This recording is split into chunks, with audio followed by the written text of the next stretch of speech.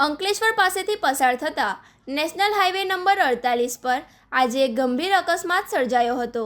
સુરત તરફથી લાકડા ભરીને અંકલેશ્વર આવી રહેલી એક ટ્રક મેગા પેટ્રોલ પંપ નજીક અચાનક ડિવાઈડર સાથે ભટકાઈ ગઈ હતી।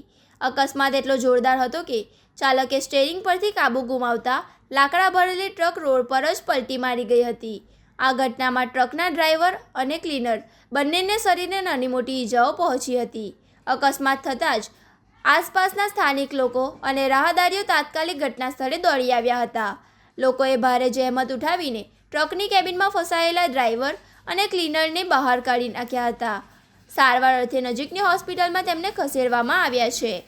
ભરેલી ટ્રક હાઈવે પર વચ્ચેવચ પલટી મારી જતા અને લાકડા રોડ પર વિખરાઈ જતા થોડા સમય માટે વાહન વ્યવહાર ખોરવાયો હતો। ઘટનાની જાણ થતાં જ સ્થાનિક પોલીસનો કાફલો પણ ઘટના સ્થળે પહોંચી ગયો હતો।